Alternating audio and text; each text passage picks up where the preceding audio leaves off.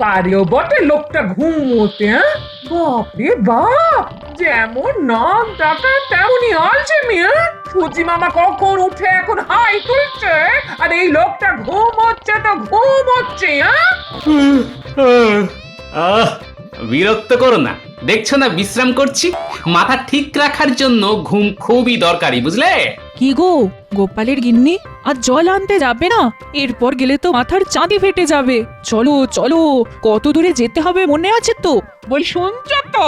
মাথার চাঁদি ফাটিয়ে সেই কত দূর যেতে হবে, হ্যাঁ? আচ্ছা বলি, তোমার শরীরে কি কোনো দয়া মায়া নেই, হ্যাঁ? বউ সেই কোন দূর থেকে জল মাথায় করে নিয়ে আসবে, আর তুমি নাকে তেল দিয়ে ঘুমোবে, হ্যাঁ? তোমার নিশ্চয়ই কুম্ভকর্ণের বংশের জন্ম, তাই না? হ্যাঁ, ওই কুম্ভকর্ণ আমার মামাতো শালার পিসতুতো ভাই। এই শোনো, তোমার সঙ্গে কথা বলার কোনো ইচ্ছেই আমার নেই। তোমার বাক্কিবার মহারাজকে গিয়ে শুনিও। আমি এখন চললাম। কথা বলতে বলতে যে নাক ডাকে সে একটা অমানুষ, সে ব্যাপারে আমার কোনো সন্দেহ নেই।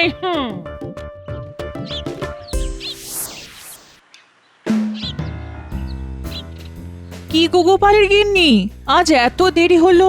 আর বলো না গো, ঘরে কুম্ভকর্ণকে রেখে কি আর বার হওয়া যায়, হ্যাঁ? সে কি নাক ডাকারে বাবা, সিংহ শুনলে ভয় পেয়ে যাবে। হ্যাঁ, সকালের দিকে তো কাক পক্ষী ভুল করেও আমাদের বাড়ির আশপাশ এড়িয়ে যায়। হ্যাঁ, কি ঘুম কি ঘুম। গো, জল আনতে যাচ্ছ? আমিও যাচ্ছি। চলো চলো চলো, একসঙ্গে যাই। আজ বড্ড দেরি হয়ে গেল। আসলে বাপের বাড়ি থেকে অনেক লোক এসেছে, তাদের সকালের খাওয়া খাইয়া এখন সময় পেলাম জল আনার। চলো চলো চলো, আজ খুব দেরি হয়ে গেল গো। হ্যাঁ রে, তোর খোপায় ওটা কি রে? কে দিল রে? নিশ্চয়ই হারান। তোকে লাগছেও খুব সুন্দর দেখতে, অত সুন্দর চুলে মানাবে না। ও গোপালের গিন্নি, এবার তোমার কর্তাকে বলো একটার উপর কাঁটা দিতে, মানাবে খুব। আমার কথা তো বিয়ের পর থেকে আমার দিকে ফিরেও তাকান, আর তিনি দেবেন রূপর কাঁটা। হ্যাঁ? কি বলবো আর তোমাদের, ওরকম হাড় কেটে লোক আমি জীবনে দুটো দেখিনি বাবা। হ্যাঁ,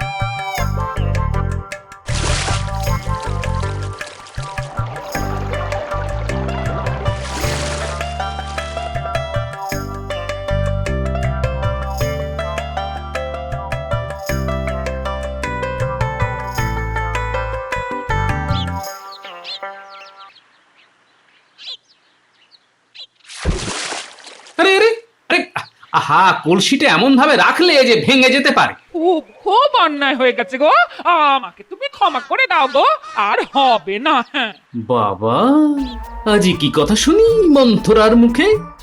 এই রোদে জল নিয়ে এসে কোথায় মুখ ঝামটা মারবে তা নয়, উল্টে মিষ্টি করে কথা বলছে। না না, ক্ষমা চাওয়ার কি আছে? তুমি কি আর ইচ্ছে করে করেছো? ভারী তো একটা মাটির হাড়ি, তার জন্য এত করে বলার কোনো দরকার নেই গিন্নি।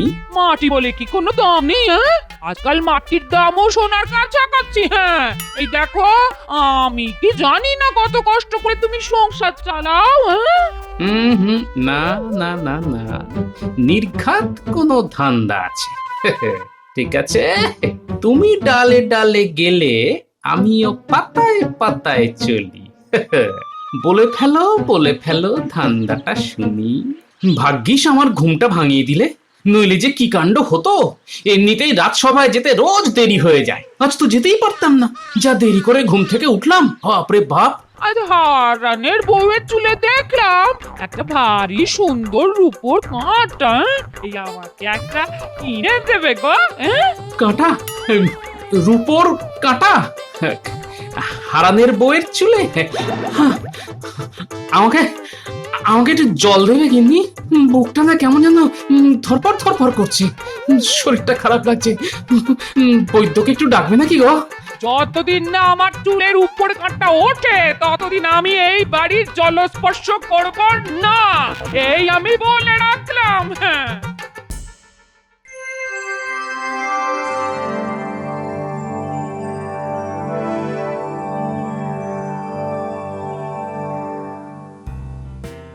আজ গোপালকে এত শুকনো শুকনো লাগছে কেন? বাড়িতে কি কোনো অশান্তি হয়েছে? মহারাজ, গোপালের খাবার যা চাহিদা তা মেটাতে গেলে প্রত্যেক সংসারেই অশান্তি লাগবে। মহারাজ, আমি স্বীকার করছি আমার পেটটা একটু বড়। তার জন্য কি আমি দায়ী মহারাজ? ভুল বললে গোপাল, তোমার একটা পেট নয়, কম করে 10টা পেট ওই জ্বালাটার মধ্যে ঢুকে আছে। না না না, তুমি এভাবে কাউকে অপমান করতে পারো না মন্ত্রী। গোপাল খেতে পারে, তার জন্য দায়ী নিশ্চয়ই ও নয়। মহারাজ, মন্ত্রী মশাই জানেন না যে আমাকে কত কষ্ট করে খান 12টা পেট চালাতে হয়। তুমি কি লঙ্গরখানা খুলেছো নাকি? না, ঠিক তা নয় মহারাজ। আমার নিজের 10টা পেট, আমার গিন্নির একটা পেট, আর ওই নাতি নাতনি নিয়ে মোট 12 থেকে 14টা পেটের ভাতের জোগাড় করতে হয় মহারাজ। কি করে করি তা কেউ কল্পনাতেও আনতে পারবে না মহারাজ। তুমি কটা পেট চালাও তা জেনে মহারাজের কি লাভ? হ্যাঁ, তুমি কি মহারাজের কাছে তোমার মাসোহারা বাড়াতে আর্জি জানাচ্ছ নাকি? করতেই হবে না। অন্তত মহারাজকে আমি অনুরোধ করব তিনি যেন তোমার ওই আর্জি মেনে না নেন। আপনি যে মুখ দেখেই মনের কথা বুঝতে শিখেছেন তা জেনে খুবই পুলকিত হলাম। মহারাজের যদি মন্ত্রীকে এখন থেকে বাইরে একটা বসার জায়গা করে দেন, তাহলে ওই মানুষের ভাগ্য গণনা করে ওনার একটু বাড়তি রোজগার হয় মহারাজ। আর অন্য পথে রোজগারের কথা ভাবতে হবে না। মহারাজকে আমি কিছুতেই গোপালের ফাঁদে পড়তে দিতে পারি না। মহারাজ, গোপালকে এই সাহায্য করলে আমি কিন্তু আর রাজসভায় আসবো না। মন্ত্রিত্ব ছেড়ে দিতেও আমি রাজি আছি। না না গোপাল, দেখছো তো রাজসভায় তোমায় নিয়ে কেমন তর্ক হচ্ছে, আর আমি রাজা হয়ে এই বিতর্কের মধ্যে মোটেই থাকতে চাই না। আপনার অবস্থা আমি বুঝতে পারছি মহারাজ। আমার সমস্যাটা দেখি কি করে সমাধান করি। তবে আপনাকে এর মধ্যে আমি আর জড়াবো না, এই কথা দিলাম আপনাকে মহারাজ। দেখো গোপাল, তোমাকে আমি খুব ভালোবাসি, তাই খালি হাতে তোমায় ফিরিয়ে দেব না, কিন্তু সেটা ধারও নয়, দানও নয়। বুদ্ধি করে যদি আমার কাছ থেকে মোহর জোগাড় করতে পারো তো আমি বুঝবো তোমার এলেম আছে। মোহর তখন আমি তোমাকে দেব স্বেচ্ছায়, হাসতে হাসতে। সবই আমার কপাল, শেষ পর্যন্ত মহারাজকে ঠকিয়ে উপার্জন করতে হবে আমার।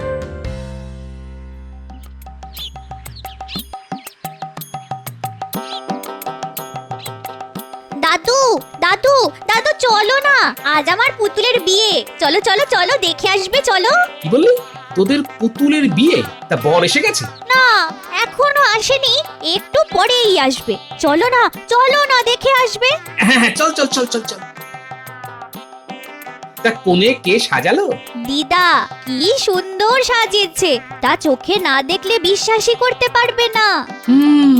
মনে হয় তোর দিদার কোণে সাজার শখ হয়েছে। কোণে সাজার শখ, পুতুলের বিয়ে। আচ্ছা আচ্ছা, হ্যাঁ, মাথাটা অল্প অল্প খুলছে মনে হচ্ছে। আরে তাই তো, এটা করলেই তো হয়।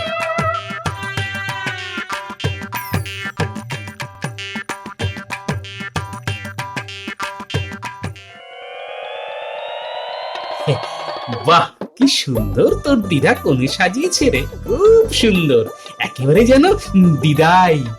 আর বর কোথায় গেল? বর বললাম না, বর এখনো আসেনি, এক্ষুনি এসে যাবে। দাঁড়িয়ে দেখে যাও না, তবে বরকে না একদম তোমার মতো দেখতে।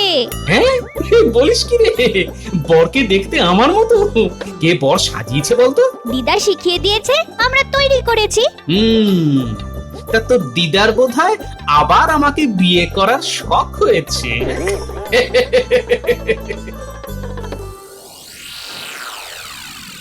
বুঝলে বউ, আজ গোপাল মহারাজের কাছে মোহর ধার চাইতে এসেছিল। আমি মহারাজকে বলে তা বাতিল করিয়ে দিয়েছি। বেশ করেছো, একটা হাড় কেঁপো লোক, তার এত খরচ কিসের? বউকে তো একটা ভালো শাড়িও কিনে দেয় না। গয়নাগাটির কথা তো বাদই দিলাম, তাহলে এত মোহর ওর লাগে কি করে?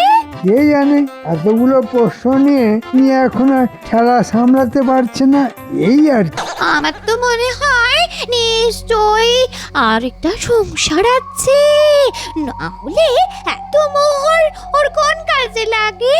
তা ঠিক কথাই বলেছো, দেখতে হবে ওর আলাদা কোনো সংসার আছে কিনা।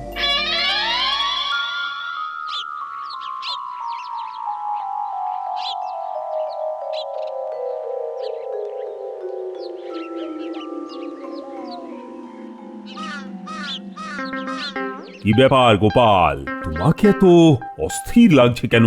হবে না, বুদ্ধি লড়াই লড়তে গেছে আপনার সঙ্গে, আমি থাকতে পেরে উঠবেন না, তাই এত অস্থির হয়ে আছে। হ্যাঁ, তাই নাকি গোপাল? তা তোমার এত বুদ্ধি, আমার সঙ্গে না হয় নাই বা পারলে, তাতে কি যায় আসে? আগে আপনার সঙ্গে বুদ্ধিতে আমি কখনোই পারবো না, বিশেষ করে মন্ত্রী মশাই যতক্ষণ আপনার পাশে আছেন সেটা আমি জানি।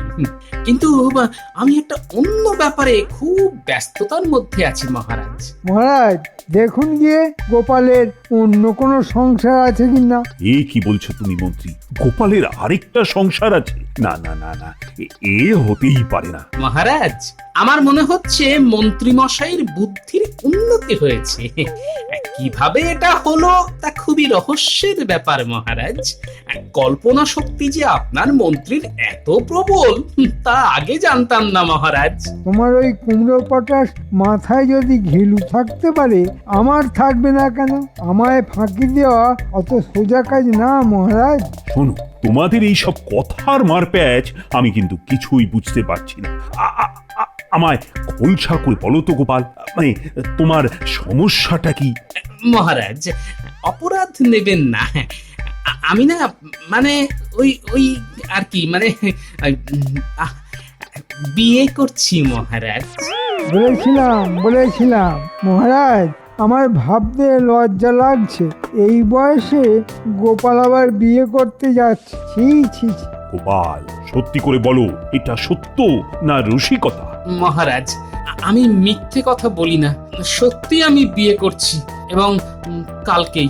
একেই বলে ভীমরতি, বুড়ো বয়সে এই রোগটা হয়। মহারাজ, এই অনাচার আমি মানতে পারছি না, হয় গোপাল এখানে থাকবে নয় আমি।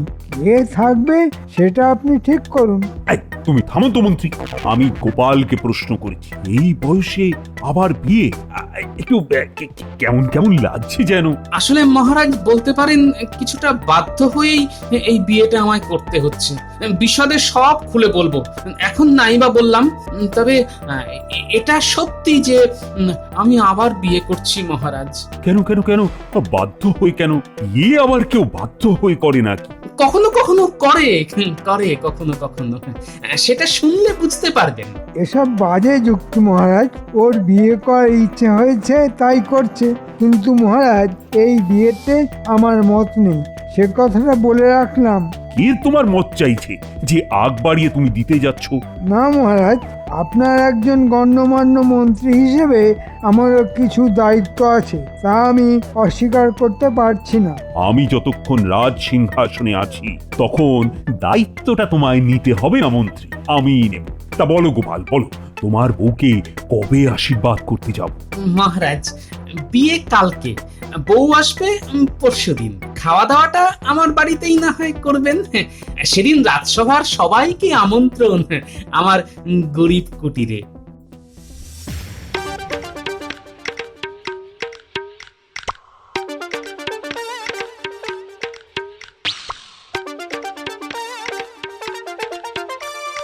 আরে গোপাল যে, শোনো শোনো শোনো, এদিকে এসো এদিকে এসো। শোনো, মাছ কিনতে গেলে না আমার কাছ থেকেই কিনতে হবে, বুঝেছো? এখন লগনসার সময় তো মাছের যা দাম তুমি কুলোতে পারবে না, আরে আমার কাছ থেকে নিলে সস্তায় টাটকা মাছ পাবে। হ্যাঁ, বুঝছো কিনা? তো কত কত মাছ লাগবে তোমার? কত? অনেক অনেক, তোমার কাছে যত মাছ আছে তা তো নেবই, দরকার পড়লে অন্য দোকান থেকেও নেব। আমার চাইতে ভালো মাছ এখানে কেউ দিতে পারবে না, বুঝছো কিনা? আর সস্তাতে তো নয়। দাও দাও দাও, যত পারো মাছ দাও, ভালো দেখে দেবে কিন্তু, নইলে বুঝতেই পারছো কি হবে। তার পাচ্ছি না, মহারাজকে বলে দেবে, এই তো। তা গোপাল, এত যে মাছ দিচ্ছ, দাম দিতে পারবে তো? আমি আমি দাম দেবো কেন? দাম তো দেবে মহারাজ, মহারাজের কথাতেই তো মাছ নিতে আসা। ও তাই বলো। আচ্ছা তাহলে নাও নাও নাও, কত মাছ নেবে নাও। দাঁড়াও দাঁড়াও দাঁড়াও দাঁড়াও দাঁড়াও, আমি আমি আমি আমি আমি বেছে বেছে ভালো মাছ দিচ্ছি। মহারাজ বলে কথা, বুঝেছো কিনা? ভালো না দিলে তো শুলে চড়তে হবে। হ্যাঁ, সেটা মাথায় রেখো কিন্তু। কি হলো? বলি আমার রূপোর কাঁটা কোথায়? আরে হবে হবে, আমি যখন কোনো কথা দিই তার কখনো খেলাপ করি না গিন্নি। রূপোর কাঁটা তুমি পাবেই, কিন্তু একটা শর্তে, তোমাকে মৌনব্রত পালন করতে হবে। মৌনব্রত পালন করব আমি? কেন, কি দায় পড়েছে আমার? না করলে কিন্তু রূপোর কাঁটা পাবে না। আমি সেই দোকানে গেছিলাম যেখান থেকে হারানের বউ রূপোর কাঁটা কিনেছে। ও বাবা, সেই দোকানদার যেমন তেমন নয়, সবাইকে কাঁটা বিক্রি করেই না। আগে তাকে দেখবে রূপোর কাঁটা কিনে তার মধ্যে কোনো অহংকার প্রকাশ পাচ্ছে কিনা। যদি একবারও সেটা দেখতে পায় তবে কাঁটা বিক্রি করবে না। হ্যাঁ, এমন তার নিয়ম। সে আসছে, তুমি ভালো শাড়ি পরে তার সামনে একদম চুপ করে থাকবে, বুঝেছো? না, কিছুতেই বুঝতে পারলাম না। রূপোর কাঁটার জন্য আমি সব মেনে চলবো, হ্যাঁ, তবে তাতে যদি না পাই তবে তোমার একদিন কি আমার একদিন। হ্যাঁ হ্যাঁ, সেটা মনে রেখে যা বললাম তা অক্ষরে অক্ষরে মেনে চলবে, কেমন?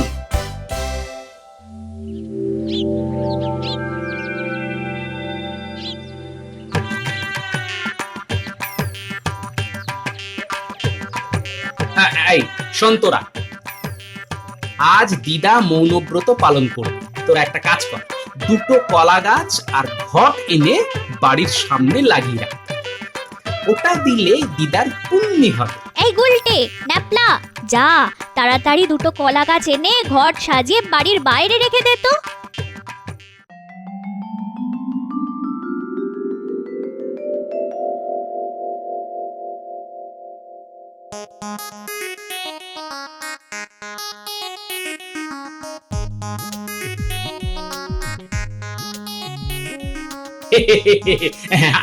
আসুন আসুন মহারাজ, আমার কি সৌভাগ্য, আজ আমার বাড়িতে আপনার পদধূলি পড়লো।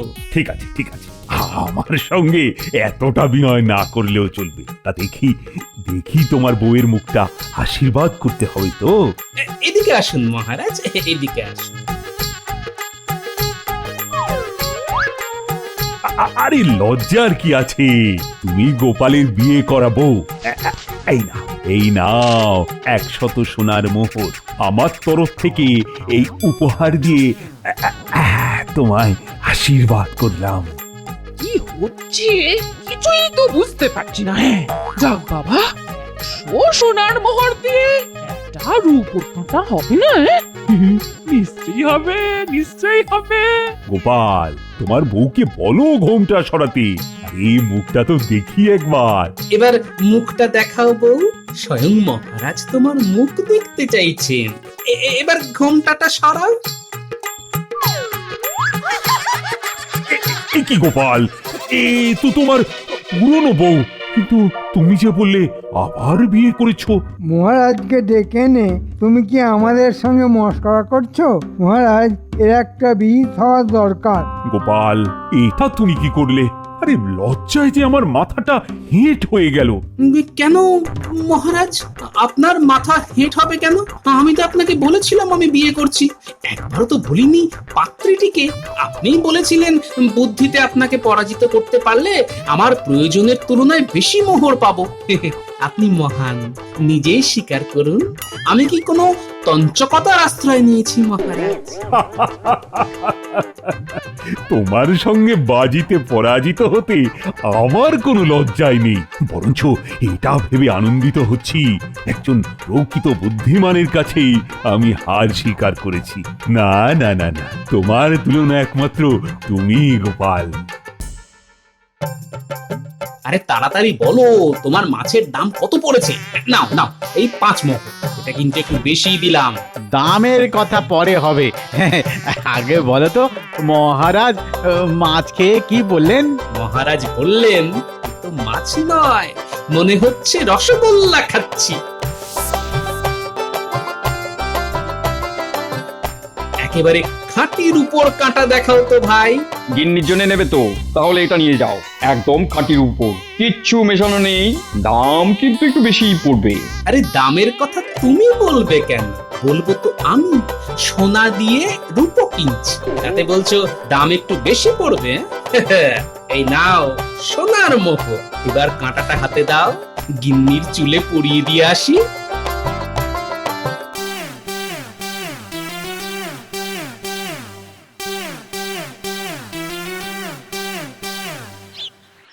গিন্নি, অগিন্নি, অগিন্নি বলি গেলে কোথায়? এই দেখো দেখো কি এনেছি দেখো। দাদু এসে পড়েছে, তুমি দাদুর দিক থেকে মুখ ঘুরিয়ে বসো, আমরা দরজার আড়ালে লুকিয়ে আছি। তোমার জন্য দেখো রূপোর কাঁটা নিয়ে এসেছি, তুলে দেবে না? ও, তোমার ইচ্ছে হয়েছে আমি পরিয়ে দিই, তা দেবো না কেন? এই দিলাম খোপায় খাঁটি রূপোর কাঁটা পরিয়ে। দাদু আমরাও আছি, এই দেখো না, আমরা দুটো মালা নিয়ে এসেছি।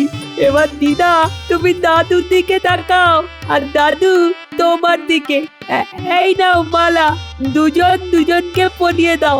শুভ দৃষ্টি থেকে মালা বদল সব করতে হবে। রূপোর কাঁটা দিয়ে দাদু দিদার বিয়ে। দাদু বলল বুড়ি আমার মুখ পুরি, দিদা বলল বর তুমি কি আমার পর?